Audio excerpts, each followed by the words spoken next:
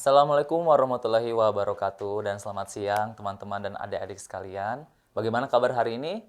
Semoga sehat saja ya dan selalu dalam lindungan Tuhan Yang Maha Esa. Saya senang sekali bisa kembali berdiri di depan teman-teman untuk kita belajar bersama ya di siang hari ini melalui channel kesayangan kita yaitu Smart School. Generasi smart, berkarakter, cerdas ki.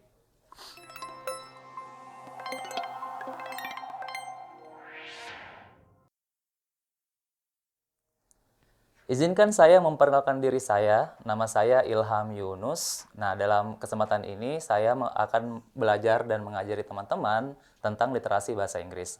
Seperti yang teman-teman ketahui, bahwa literasi bahasa Inggris ini merupakan salah satu bidang yang akan diujikan di SNBT 2025 nanti. Nah, untuk lebih detailnya kita akan pelajari dan ketahui lebih lanjut ya. Pertama-tama, kita tidak lupa untuk memanjatkan puji syukur atas rahmat dan berkah yang dilimpahkan oleh Tuhan Yang Maha Esa, sehingga kita masih diberikan kesehatan dan kesempatan untuk tetap menimba ilmu di sekolah bersama guru-guru kita. Dan jangan lupa pula kita untuk selalu berterima kasih kepada guru-guru di sekolah yang tidak pernah lelah berbagi ilmu dan untuk membimbing kita ya, agar bisa mempelajari hal-hal yang berguna untuk masa depan kita nanti. Oke, baik teman-teman. Untuk siang ini kita akan pelajari literasi bahasa Inggris ya, untuk membantu teman-teman dalam mempersiapkan diri kita untuk ujian SNBT 2025 nanti. Kemungkinan ujian SNBT itu akan dilaksanakan mungkin bulan April ya teman-teman ya, selepas Lebaran. Jadi teman-teman masih punya banyak waktu, mungkin cukup waktu ya sekitar 2 bulan untuk mempersiapkan diri sebaik-baiknya. Jadi tetap semangat ya teman-teman, dan yang paling penting jaga kesehatan dan selalu berdoa supaya teman-teman diberikan kemudahan dalam mempelajari setiap ujian yang akan dihadapkan untuk teman-teman nanti. Baik, jadi ya literasi bahasa Inggris. Nah, baik, ya oke. Jadi literasi bahasa Inggris ini merupakan salah satu bidang yang diujiankan di SNBT. Setiap tahun sebenarnya ada cukup banyak perubahan ya untuk bidang literasi bahasa Inggris ini. Apalagi dulu itu namanya masih bahasa Inggris teman-teman. Artinya setiap materi pertanyaan bahasa Inggris itu bisa masuk atau bisa diinkludkan gitu ya dalam ujian tersebut.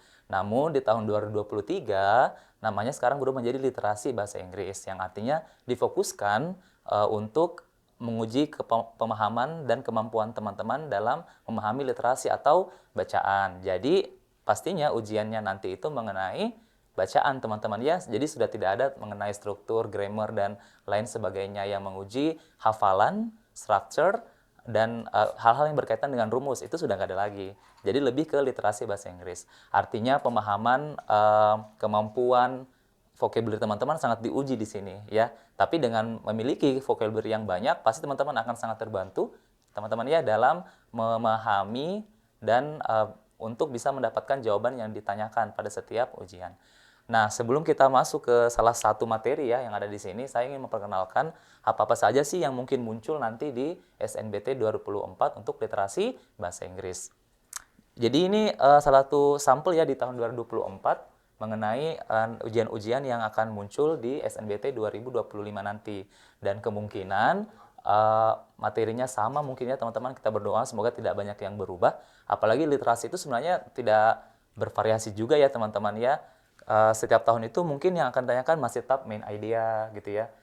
Kemudian detail information, author's attitude, conclusion, ideas relation, inference, dan lain sebagainya. Mungkin hanya ada sampai 9 teman-teman ya, 9 atau 10 gitu.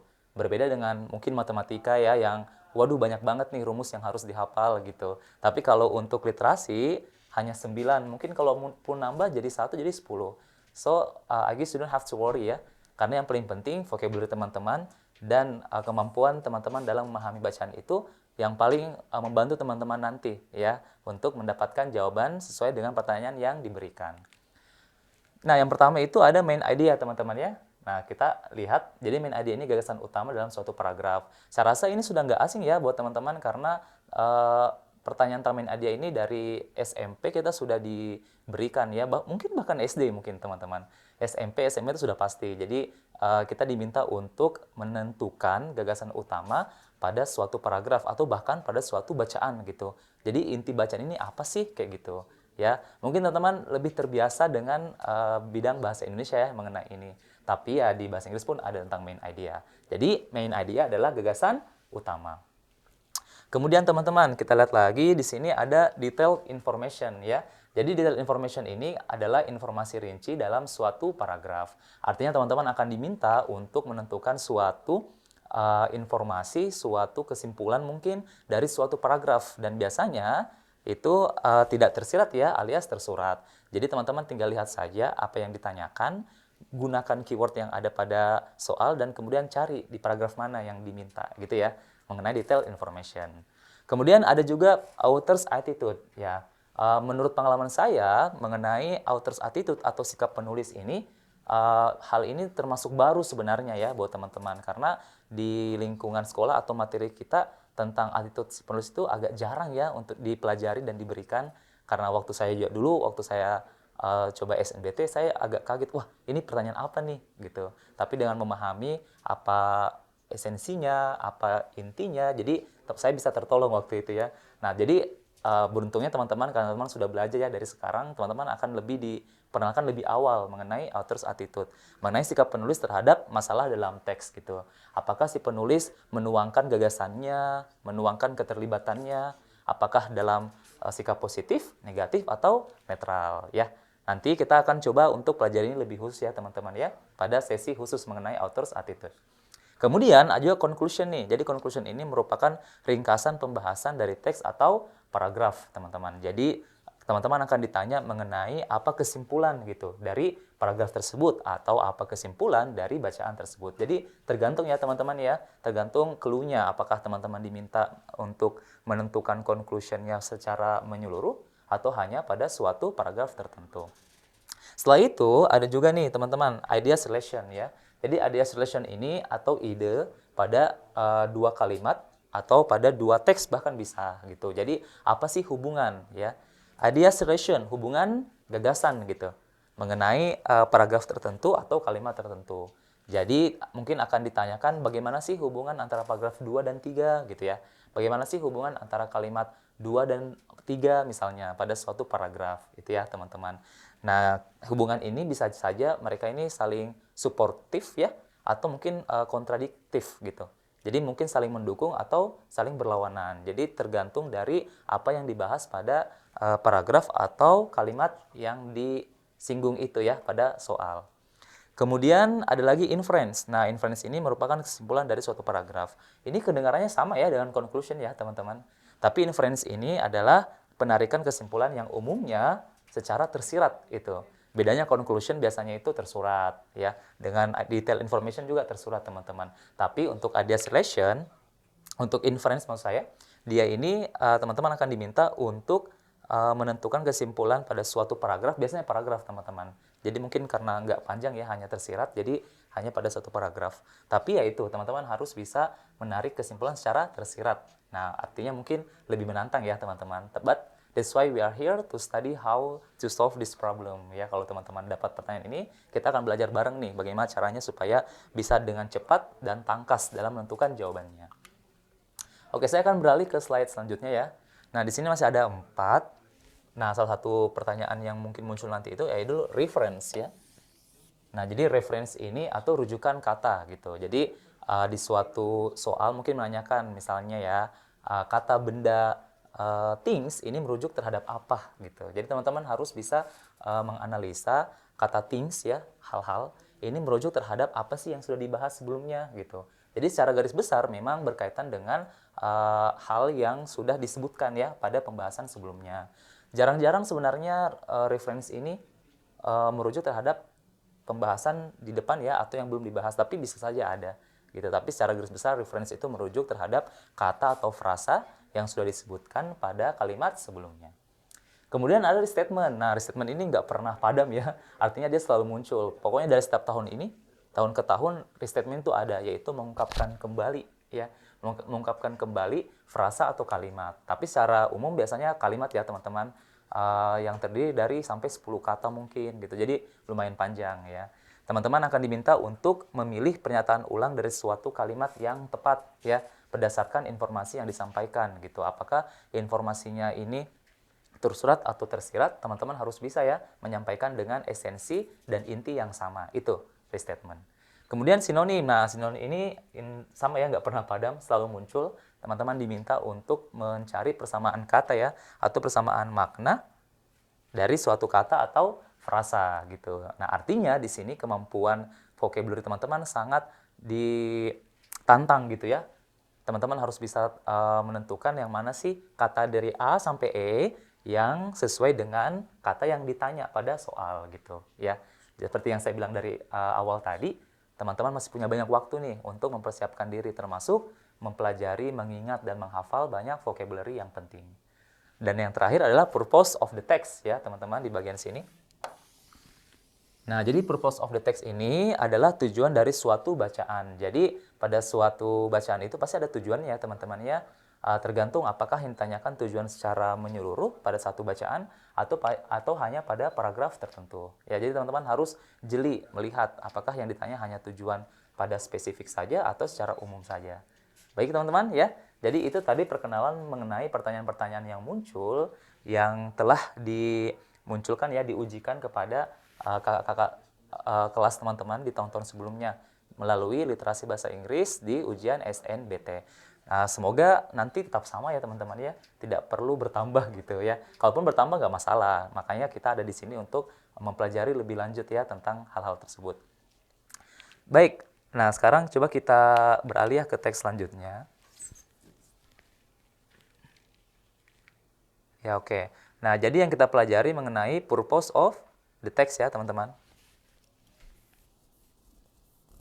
Nah, jadi purpose of the text ini adalah tujuan dari teks gitu ya. Tentang apa sih teks yang mau tentang apa sih teks ini ya, kalimat apa yang ingin disampaikan begitu, intinya apa. Jadi tentang tujuan dari bacaan. Kita cek ya. Nah, jadi purpose of the text katanya teman-teman. Nah, jadi purpose of the text ini ya, purpose of the text ini katanya dapat dibedakan menjadi dua, yaitu who dan what katanya di sini teman-teman.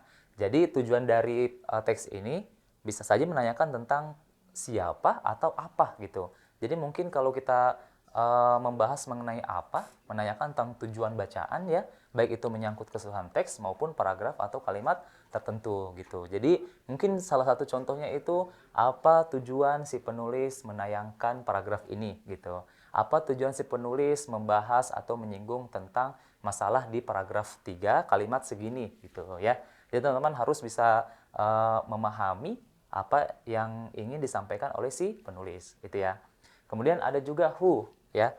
Who atau siapa ya, kepada siapa teks ini diperuntukkan. Jadi tujuan dari sebuah teks ini bisa juga tentang kepada siapa nih teks tersebut cocoknya gitu ya.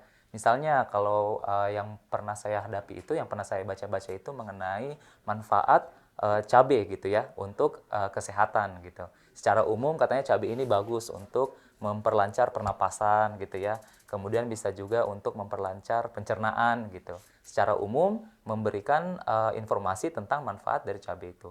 Pertanyaannya, untuk siapakah teks tersebut? Nah, karena ini mengenai tips kesehatan gitu ya, dan hal-hal yang dekat dengan kehidupan manusia, khususnya orang Indonesia ya, yang sangat suka dengan cabai. Jadi ini diperuntukkan untuk pembaca secara umum kayak gitu ya. Jadi ada juga nih yang menanyakan tentang siapa. Jadi tergantung apakah tentang what, apa, atau siapa, yaitu who. Baik teman-teman, ya. Oke. Nah, supaya teman-teman bisa lebih paham, mungkin kita bisa coba ya untuk masuk di bagian jenis-jenisnya di sini. Jenis-jenis purpose of the text. Nah, jadi jenis-jenis purpose of the text ini memiliki beberapa tujuan ya. Nah, 3 dari antaranya itu pertama to entertain, kemudian yang kedua to inform, dan yang ketiga to persuade ya. Nah, jadi to entertain ini bersifat imajinatif dan dapat ditemukan dalam teks fiksi maupun non-fiksi. Nah, contohnya itu mungkin misalnya seperti teks naratif ya, seperti dongeng-dongeng. Saya percaya teman-teman sudah pernah diajarkan sama guru-guru di sekolah ya, sejak SMP dan SMA tentang teks naratif, yang mana tujuannya itu untuk menghibur pembaca gitu ya, dan bahkan memberikan pelajaran-pelajaran hidup ya, yang digambarkan pada tokoh imajinatif begitu ya. Jadi biasanya tergantung teksnya juga teman-teman. Kemudian yang kedua to inform atau untuk menginformasikan ya. menyampaikan gitu. Apa sih informasi yang penting pada bacaan tersebut? Nah, kalau di sini tujuannya itu berisi informasi yang disampaikan dalam bentuk penjelasan atau instruksi dan biasanya tertulis secara terstruktur dengan rapi dan jelas gitu ya. Nah, jadi misalnya tentang informasi tentang bagaimana cara membuat dadar gulung misalnya gitu. Nah, itu juga termasuk sebuah teks yang memiliki tujuan. Nah, informasinya itu untuk memberikan langkah-langkah, tips-tips yang benar agar bisa membuat dadar gulung yang enak gitu ya. Itu salah satunya. Kemudian ada juga tuh persuade. Nah, ada kata persuade. Persuade ini kata kerja ya, teman-teman. Kemudian kalau kita beralih ke kata sifat, ada yang kata sifatnya itu adalah persuasif. Nah, mungkin teman-teman lebih tahu atau pernah lebih familiar dengan kata persuasif, yaitu mengajak gitu ya. Jadi teks itu ada juga teks yang bersifat mengajak gitu ya. Misalnya mengajak atau menasihati agar kita menghindari rokok misalnya. Jadi teks itu memberitahukan bahwa rokok ini berbahaya gitu ya. Bisa menyebabkan kanker gitu ya, serangan jantung dan lain sebagainya. Jadi memberikan bahkan memberikan tips-tips misalnya bagi perokok untuk berhenti merokok. Jadi ada pertanyaannya, apa tujuan dari teks tersebut? Yaitu untuk to persuade gitu, untuk mengajak gitu ya, untuk mengajak pembaca agar ikut terhadap tips-tips argumentatif yang mendukung si penulis itu, yang ingin disampaikan oleh si penulis pada bacaan tersebut gitu ya. Jadi purpose of the text ini biasanya memang diawali pilihannya ya, A, B, C, D itu akan diawali dengan to, misalnya gini, to dan verb one alias kata kerja. To entertain mungkin, to inform mungkin, to contrast mungkin ya, to compare mungkin, atau to persuade kayak barusan. Oke teman-teman ya. Jadi ini jenis-jenis purpose of the text atau apa sih yang ingin disampaikan oleh si penulis gitu ya. Apakah menghibur mungkin, membandingkan, memberikan informasi saja, atau bahkan mengajak. Oke teman-teman, ya sekarang kita coba ya. Kita lihat di sini, nah kind of questions ya selanjutnya. Nah ini penting untuk kita perkenalkan nih kepada teman-teman agar teman-teman nanti bisa tahu, oh nomor 5 misalnya ya, dia menanyakan tentang purpose of the text. Nah ciri khasnya itu seperti ini ya. Apalagi kalau misalnya ada kata purpose ya, ini. Nah jadi purpose ini seperti yang kita sudah bahas dari awal, artinya adalah tujuan teman-teman ya. Jadi apa sih tujuan dari bacaan tersebut? Gitu ya. Jadi yang ditanyakan adalah tujuan, kemudian keywordnya adalah passage. Artinya teman-teman diminta untuk mencari tujuan penyampaian pada bacaan tersebut gitu. Terkadang juga mungkin akan menanyakan what is the purpose of paragraph 1 gitu. What is the purpose of paragraph 3? Artinya teman-teman harus mencari apa sih tujuan dari paragraf tersebut gitu ya. Bukan satu bacaan. Jadi penting sekali untuk memperhatikan keywordnya ya teman-teman ya. Karena masalahnya pada pilihan ada mungkin pilihan yang A terdengar bahwa dia ini mewakili tujuan satu bacaan. Nah kemudian di pilihan B mungkin dia menanyakan, pilihan B menyajikan tujuan dalam suatu paragraf, misalnya paragraf 3 ya, sesuai yang ditanyakan. Nah, teman-teman perlu hati-hati, yang ditanyakan adalah paragraf 3 misalnya. Artinya teman-teman tidak boleh memilih pilihan alfa ya, tidak boleh, karena kalau alfa itu mewakili tujuan satu bacaan, sedangkan yang ditanyakan adalah paragraf ketiga, itu contohnya. Oke teman-teman, jadi teman-teman harus tetap fokus ya dalam memilih. Kemudian nomor 2, the main point of this passage is to bla bla bla gitu ya. Jadi poin utama ya, inti utama dari bacaan ini apa gitu. Nah, jadi selain menggunakan kata purpose bisa juga main point teman-teman ya. Main point juga menanyakan tentang tujuan dari bacaan tersebut. Sekali lagi bisa jadi bacaan atau paragraf misalnya ya. Jadi tergantung keywordnya teman-teman. Oke, kemudian selanjutnya, what is the writer's intention gitu ya? In writing the passage bla bla bla. Jadi apa sih niat dari si penulis menyampaikan bacaan tersebut ya? Ini salah satu juga jenis pertanyaan yang menanyakan tentang purpose. Jadi selain the purpose, the main point, bisa juga the writer's intention ya. Jadi kalau teman-teman dapat kata the writer's intention berarti menanyakan tentang niat atau tujuan si penulis dalam menyajikan bacaan tersebut. Ya. Dan kemudian yang keempat, the author's purpose. Nah, mungkin ini agak close ya dengan nomor 1 karena masih menggunakan kata purpose alias tujuan gitu ya. Jadi mungkin teman-teman sudah dapat kata purpose, oh tujuan nih yang ditanyakan, oke ya. Kemudian saya ingatkan kembali, perhatikan keywordnya. Apakah pada bacaan keseluruhan, teks atau passage sama ya bacaan, atau hanya pada paragraf tertentu saja. Kemudian yang kelima, what is the objective of this passage? Nah, jadi selain bahasa Inggrisnya tujuan itu purpose, bisa juga objektif ya. Nah, ini sama, artinya tujuan. Ya, jadi apa sih tujuan dari bacaan tersebut? Itu. Jadi ada purpose, objektif, main point, writer's intention, itu sama, menanyakan tentang tujuan pada bacaan tersebut. Nah, sedangkan yang terakhir, yang keenam, ini sangat simple ya. The passage is intended to bla bla bla. Jadi bacaan tersebut diperuntukkan untuk gitu. Jadi bisa jadi menanyakan tentang who, ya teman-temannya siapa, kepada siapa bacaan tersebut diperuntukkan. Atau mungkin bisa juga tetap mengenai apa gitu, apa atau siapa. Jadi tinggal lihat saja antara A, B, C, D, E, apakah dia menyajikan pilihan kalimat yang panjang, berarti apa, atau hanya deretan frasa. Biasanya kalau deretan frasa berarti hanya mengenai siapa gitu, teks tersebut diperuntukkan. Itu ya teman-teman ya, jadi kita sudah membahas mengenai kind of question. Saya sudah perkenalkan tentang jenis-jenis purpose itu seperti apa dan jenis-jenis pertanyaan seperti apa, biar teman-teman lebih familiar ya dalam menghadapi ini. Nah, karena mengenai tujuan pada teks ini biasanya merangkum keseluruhan bacaan ya atau suatu paragraf, untuk purpose of the text itu biasanya akan muncul di nomor-nomor di bawah gitu teman-teman ya. Misalnya teman-teman disajikan sebuah teks nih bacaan, kemudian isinya ada 7 nomor misalnya ya, ada 7 nomor. Nah, tentang purpose of the text biasanya akan muncul di pertanyaan nomor 6 atau nomor terakhir, nomor 7 gitu ya. Jadi jarang sekali muncul di pertanyaan awal biasanya. Ya, enggak biasanya. Biasanya itu di pertanyaan yang agak di bawah. Kalau bukan 6 ya 7 gitu ya, teman-teman. Nah, itu tujuannya supaya teman-teman juga sudah mengetahui apa sih inti dari bacaan itu ya ketika menghadapi nomor sebelum-sebelumnya gitu. Jadi ketika mulai berhadapan dengan purpose of the text, teman-teman sudah bisa lebih mendalami gitu apa inti yang tadi teman-teman sudah baca ya. Jadi walaupun ujian itu untuk menantang teman-teman, tapi ujian juga disusun dengan sistematis ya, sehingga teman-teman juga bisa lebih menghemat waktu gitu. Oke, itu bagusnya ya, walaupun kita ditantang, kita masih diberikan kenyamanan dalam mengerjakan. Jadi tetap semangat ya teman-teman.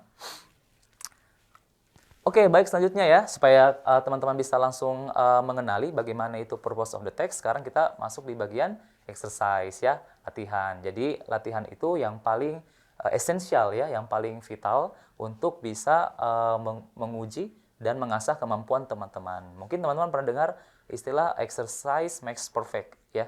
Jadi selalu latihan supaya bisa lebih baik gitu atau bahkan sempurna ya. Gitu. Jadi jangan lupa selalu exercise. Nah, seperti yang kita lakukan, kita perlu exercise nih biar teman-teman tidak kaku dan bisa tahu seperti apa sih gambaran purpose of the text khususnya ya pada ujian literasi bahasa Inggris SNBT 2025 nanti. Oke guys, are you ready? Yes, we are. Let's go. Kita cek ya. Nah, ini oke. Jadi di sini ada suatu bacaan sangat pendek ya. Mungkin ini potongan dari suatu bacaan, hanya paragraf tertentu saja yang diambil di sini ya. Nah, kita cek ini suatu paragraf mungkin berisi hanya 2 kalimat atau 3 kalimat ya. Biasanya paragraf itu nggak terlalu panjang isi kalimatnya kalau di SNBT. Mungkin ya seperti saya bilang tadi 2 sampai 4 kalimat ya. Di sini kalau saya perhatikan ada 2 kalimat teman-teman. Oke, kita sekarang coba pahami ya ini tentang apa. Nah, jadi kalau teman-teman menghadapi sebuah bacaan, biasakan untuk membaca dulu kalimat pertama ya, supaya kita tahu apa sih topik yang dia bahas gitu. Apa sih yang ingin disampaikan oleh si penulis ya? Apa sih yang menjadi inti pada bacaan tersebut ya? Nah, di sini kalau kita baca ada kata pit soil ya. Pit soil atau gambut ya. Jadi kalau gambut itu, tanah gambut mungkin sudah tidak asing ya di telinga teman-teman. Ada jenis tanah namanya tanah gambut, itu dalam bahasa Inggris namanya pit ya, pit soil gitu.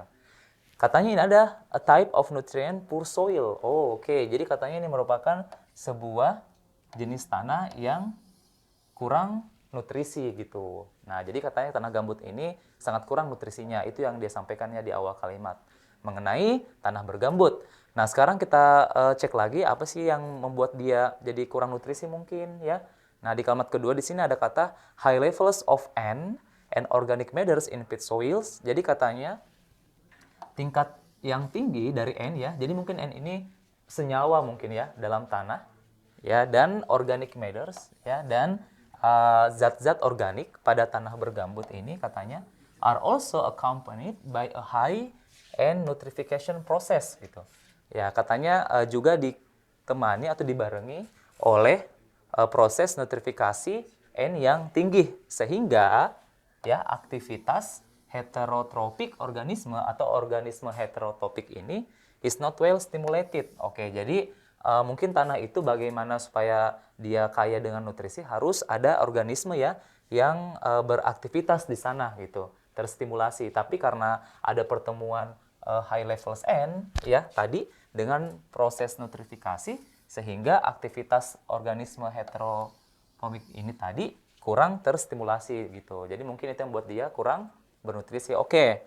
Nah, sekarang kita cek lagi kalimat terakhirnya. Therefore, nah ada kata therefore, teman-teman. Therefore artinya oleh karena itu gitu. Jadi biasanya penggunaan oleh karena itu dia ingin menyimpulkan apa yang dibahas di kalimat sebelumnya atau di pembahasan sebelumnya. Bisa berupa pengulangan atau solusi mungkin teman-teman ya. Apalagi kalau misalnya ada masalah di kalimat atau pembahasan sebelumnya. Coba kita baca sekarang. Oleh karena itu, tingkatan fosforus ya, ada huruf P. P ini katanya perwakilan fosforus, dan K ini potasium gitu ya.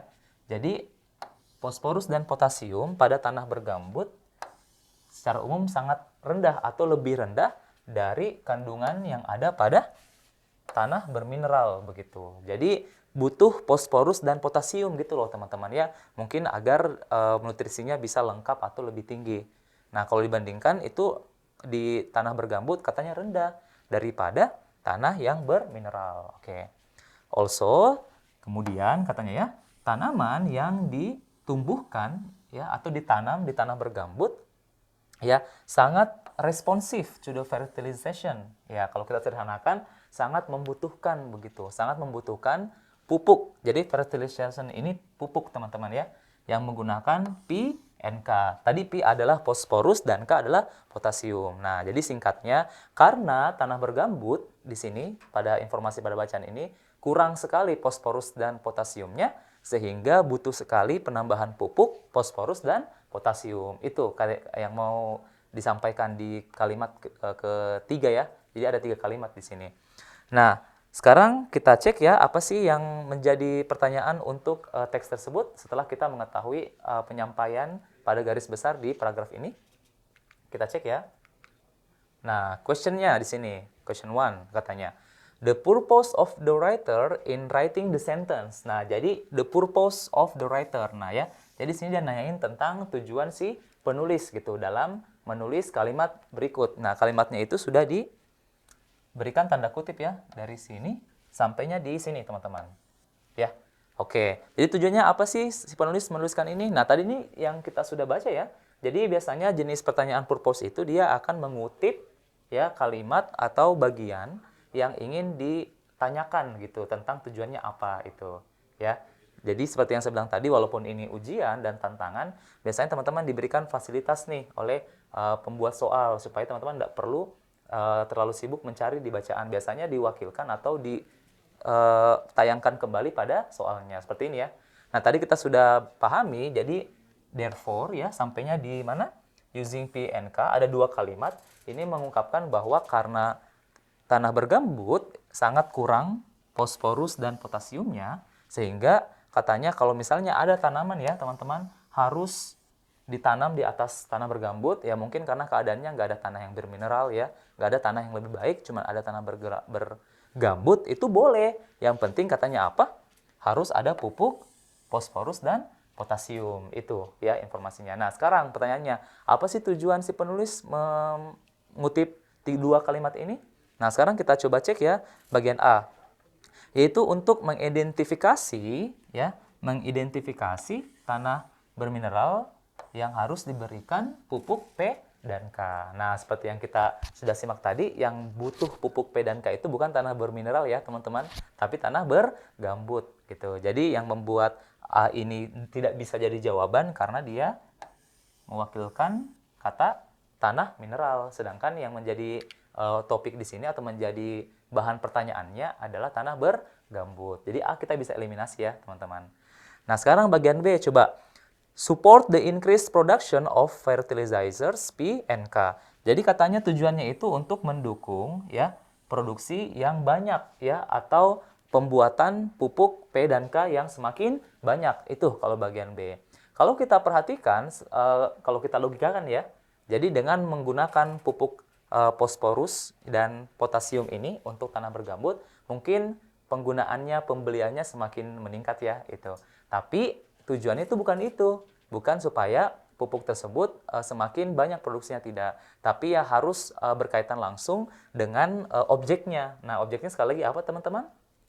Betul, yaitu pit soils alias tanah bergambut. Nah, jadi B ini masih kurang teman-teman karena dia tidak menyinggung tentang pit soilnya. Oke? Nah, sekarang kita ke bagian C.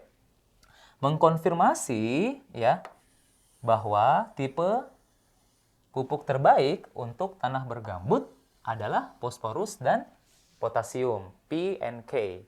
Nah, kalau kita lihat tadi ya di kalimat terakhir khususnya, also the plants cultivated on the pit soil. Jadi katanya tanaman yang ditanam di atas tanah bergambut ini sangat membutuhkan pupuk P dan K. Jadi tujuannya apa? Yaitu C, untuk mengkonfirmasi bahwa pupuk yang terbaik untuk pit soil itu adalah P and K. Oke? Nah, jadi C ini bisa nih jadi jawaban ya. Karena yang pertama dia menyinggung atau melibatkan objeknya yaitu pit soil gitu ya. Dan kaitannya pit soil bersama P and K yaitu bahwa P and K merupakan pupuk yang terbaik ya untuk bisa menumbuhkan tanaman yang ditanam di tanah bergambut itu ya. C bisa nih. Kalau kita bandingkan lagi nih bagian D dan E. Kalau D itu katanya memberikan contoh metode yang tepat. Kalau kita lihat tadi di sini kayaknya bukan metode ya. Kalau metode mungkin diberikan langkah-langkah nih. Pertama gali tanahnya gitu ya. Kemudian mungkin harus bersih, nggak ada batu-batuan gitu. Kemudian harus disiram dulu, kemudian berikan pupuk. Nah itu baru metodologi. Tapi di sini hanya menggambarkan secara umum bahwa tanah bergambut itu supaya bisa membantu sebuah tanaman tumbuh di atasnya harus butuh pupuk potasium dan fosforus ya. Jadi bukan metodologi. Nah, D ini tidak tepat teman-teman. Jadi kita bisa eliminasi juga. Dan yang pilihan terakhir E adalah menjelaskan bahwa pupuk P dan K ini katanya diproduksi hanya untuk tanaman yang ditumbuhkan di tanah bergambut gitu. Nah, di sini yang menjadi kesalahan ada kata produced only ya. Artinya bahwa pupuk ini hanya boleh atau hanya diperuntukkan untuk tanaman yang mau ditanam di tanah bergambut. Padahal bukan ya, maksudnya itu salah satunya gitu di tanah bergambut. Artinya bahwa pupuk potasium dan fosforus ini boleh kok di tanaman lain, nggak hanya di tanah bergambut gitu ya, tapi bisa di tanah yang lain gitu. Hanya saja teks ini menyampaikan bahwa tanah bergambut itu justru salah satunya yang paling membutuhkan ya, membutuhkan pupuk P dan K. Jadi E ini tidak mengena ya tentang tujuan apa sih yang si penulis ingin sampaikan pada pembaca. Bagaimana teman bisa ya? Jadi demikian cara mencari jawaban yang menanyakan tentang tujuan dari suatu bacaan. Nah, seperti ini contohnya pada suatu paragraf. Oke? Ya. Nah, sekarang coba kita beralih ke teks selanjutnya ya, teman-teman ya. Kita cari lagi apakah ada nih soal tentang purpose of the text. Nah, di sini sepertinya ya teks baru ya. Kita cek ada berapa paragraf di sini. Oke, ada paragraf kedua, paragraf ketiga, paragraf keempat, lumayan panjang ya. Tapi ya secara fakta kalau di ujian nanti teman-teman akan dihadapkan dengan bacaan yang memang berisikan beberapa paragraf ya. Bahkan bisa sampai 4 seperti ini ya. Oke, jadi sampai paragraf keempat nih teman-teman. Nah, sekarang kita ke paragraf 1 dulu ya. Kita simak apa sih yang dia bahas, kemudian nanti kita berlanjut ke pertanyaan nomor 2. Di sini katanya ya, di kalimat pertama, the wild and crazy playful activities were we associate with kittens give way to adult cats sleeping in the sun and prowling around the house. Jadi katanya aktivitas yang penuh canda gitu ya, yang liar dan gila gitu. Wow. Kemudian we associate with kittens ya, ada kata kittens. Oh, kittens ini apa sih? Anak kucing. Oh, oke. Jadi yang aktivitasnya itu yang aktif banget itu anak kucing ya. Mungkin teman-teman di rumah pernah punya kucing atau lihat kucing, anak kucing kalau bermain itu kayak nggak ada capeknya ya. Nah, itu yang demo sampaikan di sini. Oke, kemudian kita lihat apa poinnya? Kata kerjanya di sini ya. Give way ya. give way to adult cats sleeping in the sun and prowling around the house gitu. Jadi mungkin maksudnya si induknya ini dia ini bisa tiduran aja ya, adult cats gitu. Bisa tiduran aja gitu di sekitar rumah sementara anak-anaknya bermain. Oke. Kelihatannya ini cukup basa-basi ya teman-teman, kita belum tahu apa sih yang ingin disampaikan. Nah, sekarang kita lihat lagi kalimat selanjutnya ya, kalimat ketiga. Kalimat kedua, we commonly presume senior cats will take even longer naps in the sun, ya, or on our beds. Jadi katanya kita mungkin mengira, ya, presume, ada kata presume, ya. Ini artinya mengira. Jadi mungkin kita mengira gitu ya teman-teman, mengira bahwa senior cats atau kucing yang lebih tua will take even longer naps ya, akan tidur lebih lama ya, tidur siang. Kalau naps itu tidur siang yang ini ya. In the sun or on our beds gitu. Jadi poinnya di sini kalau kucing yang lebih tua biasanya akan tidur lebih lama gitu ya, sederhananya. Oke, kita cek lagi. Itu penting, katanya aktivitas tidur siang itu penting untuk kucing. Oke, however, ada however-nya gitu ya. Namun katanya ya, kita perlu mendifferentiate normal feline behaviors ya. Kita harus bisa membedakan gitu perilaku mereka ya, yang normal ya, yang normal dengan yang abnormal. Ada yang tahu artinya abnormal? Kalau normal itu normal ya, kalau abnormal tidak normal gitu atau tidak biasa. Berarti ada kesalahan gitu, teman-teman. Nah, kemudian jadi dari sini yang ingin disampaikan bahwa kucing yang tidur itu mungkin sebenarnya enggak tidur secara umum ya, bukan istirahat, tapi bisa jadi merupakan tanda-tanda yang tidak normal gitu. Itu yang mau disampaikan. Apalagi kalau tidurnya lebih lama dari biasanya itu. Sekarang kita cek lagi ya. Some behavior changes in aging cats. Nah, apalagi katanya perubahan behavior atau perilaku pada kucing yang sudah tua di sini ya. Nah, biasanya itu berkaitan dengan pain. Pain itu artinya rasa sakit ya, atau ketidaknormalan gitu. Nah, jadi di sini ternyata dia mau memberitahukan teks ini ya, khususnya di paragraf 1, bahwa kucing yang tidur itu bisa menandakan dua hal. Apakah memang kucingnya capek, pengen tidur lama aja, atau hibernasi mungkin ya. Atau sebenarnya mereka ini sedang sakit itu. Nah, sekarang kita cek lagi. Cats are very good at hiding signs of pain. Oh, ternyata kucing ini sangat pintar gitu ya dalam menyembunyikan tanda-tanda sakitnya gitu. Sehingga oleh karena itu sebagai pemilik kucing kita perlu untuk lebih observan. Observan ini artinya teliti, teman-teman. Kita harus lebih teliti dalam mengenali apakah kucing kita memang membutuhkan bantuan itu ya. Oke, jadi garis besarnya di paragraf 1 sepertinya dia mau berikan kepada kita mengenai tanda-tanda kalau kucing itu mungkin sedang sakit gitu ya. Ada masalah gitu. Oke, itu ya paragraf 1 yang sudah disampaikan. Kita cek lagi apa sih di paragraf selanjutnya.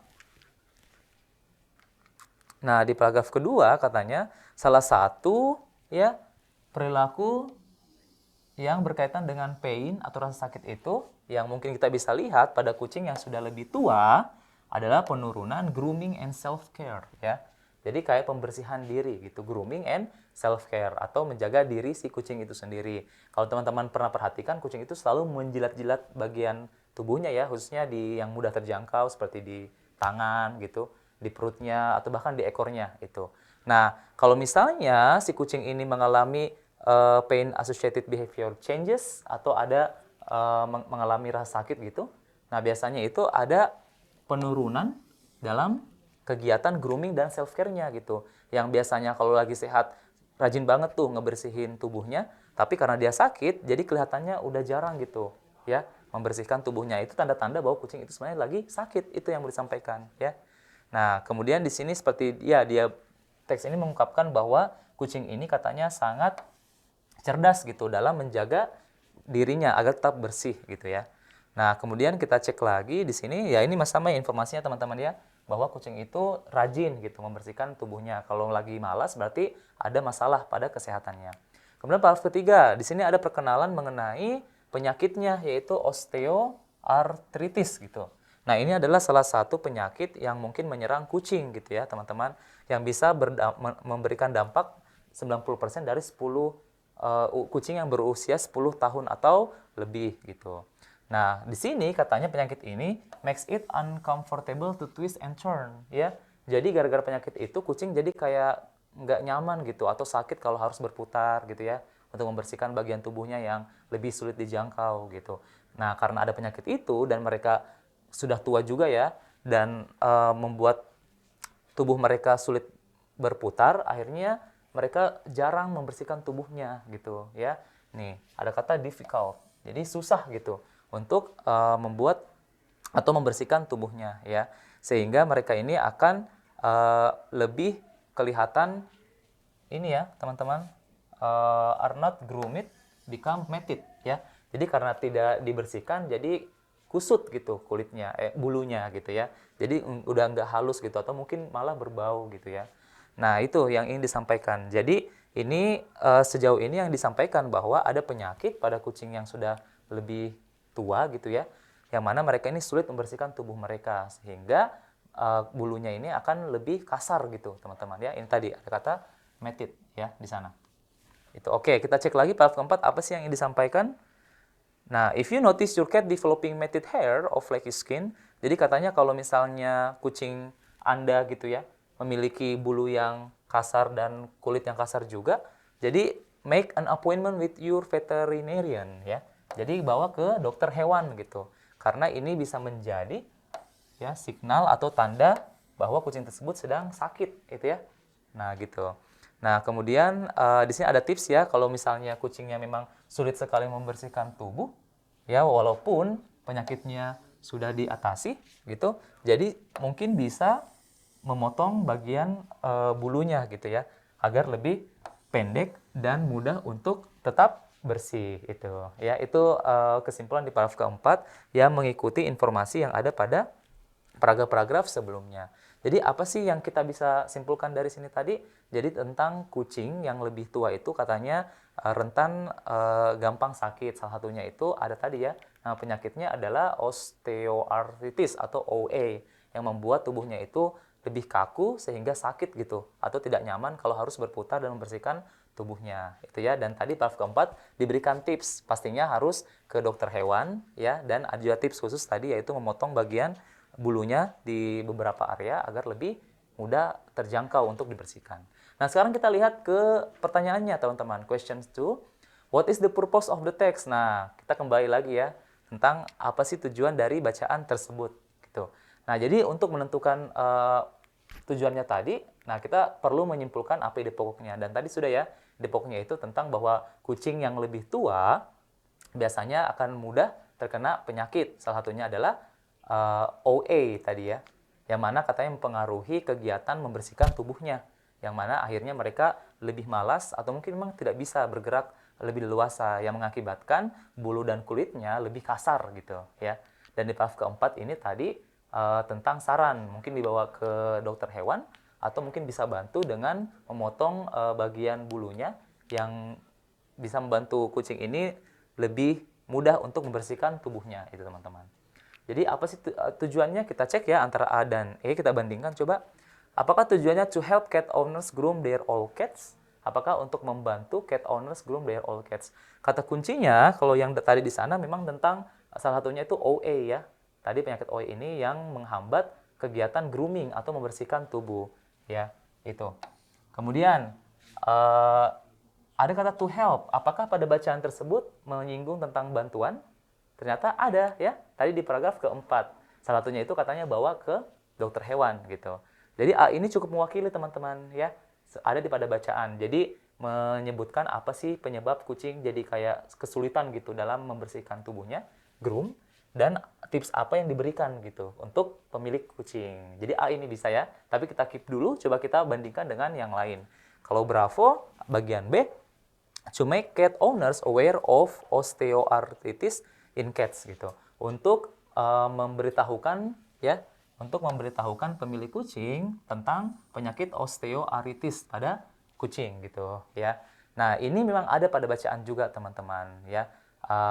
Tapi kalau teman-teman lihat 1 2 3 4 paragraf itu tidak sepenuhnya membahas mengenai osteoarthritis gitu ya. Osteoarthritis ini adalah salah satu contohnya saja tentang penyakit yang mungkin dihadapi oleh kucing yang sudah tua. Jadi B ini kalau dibandingkan dengan A masih lemah ya untuk mewakilkan apa sih tujuan pada bacaan tersebut. Kemudian to give elderly cat owners tips to reduce pain in their cats ya. Nah, kalau tips ada ya, tips ada tapi hanya di bagian terakhir gitu. Jadi bagian C ini tidak mewakili paragraf 1 2 3 ya. Dan reduce pain terlalu umum, padahal tadi khususnya itu membersihkan tubuh. Kalau delta to make all cats owners notice signals of pain in their cats gitu. Nah, ini juga bisa ya untuk membuat pemilik kucing memperhatikan tanda-tanda penyakit pada kucing gitu. Tapi masih secara umum ya. Sedangkan tadi memang lebih khusus membahas mengenai grooming atau membersihkan tubuh. Jadi D ini masih terlalu umum ya untuk teks tersebut. Nah, karena teks tersebut sekali lagi tentang grooming ya, membersihkan tubuh kucing dan diberikan tips agar membantu mereka kalau memang kesulitan. Dan yang terakhir adalah untuk memberitahukan pemilik kucing yang sudah kucingnya tua ya, untuk mencari pertolongan medis untuk kucingnya gitu. Nah, kalau yang itu ada disinggung ya, tapi hanya di paragraf keempat, tapi tidak satu bacaan ya. Jadi kurang lebih memang seperti mencari ide pokok pada bacaan yang mana menyinggung atau mengcover setiap paragraf pembahasannya ya. Dan yang mengcover tadi adalah di bagian alfa gitu ya, tentang salah satu penyakit yang diderita oleh kucing yang sudah tua, yaitu kesulitan dalam grooming atau membersihkan tubuhnya. Kemudian lebih detailnya mengenai contoh penyakitnya apa, dan di paragraf terakhir diberikan tentang tipsnya to help gitu ya, dengan membawa ke dokter hewan atau membantu memotong beberapa bagian rambut kucing ya, agar kucing yang sudah tua atau mengalami penyakit tersebut bisa lebih mudah membersihkan tubuhnya. Bagaimana teman-teman ya? Jadi kita sudah latihan untuk dua jenis teks ini. Semoga teman-teman bisa melihat lebih jelas ya tentang pertanyaan tersebut, tentang apa itu what is the purpose of the text gitu ya. Dan teman-teman sudah bisa tahu juga cara mencarinya, dan ternyata sama dengan mencari ide pokok gitu. Jadi ketika teman-teman sudah tahu apa isi dari bacaan tersebut, pastinya teman-teman akan lebih mudah untuk menentukan tujuan dari bacaan tersebut ya, apakah itu pada paragraf tertentu atau pada bacaan tertentu. Baik teman-teman, mungkin itu saja ya materi kita hari ini. Saya ucapkan terima kasih telah ikut dalam kelas literasi bahasa Inggris hari ini. Semoga kita akan bertemu di kesempatan yang lebih dekat lagi ya untuk mempelajari jenis-jenis pertanyaan literasi bahasa Inggris yang akan muncul di SNBT 2025. Tetap semangat, selalu berdoa, dan jangan berhenti belajar. Sekian dari saya. Wassalamualaikum warahmatullahi wabarakatuh. Selamat siang.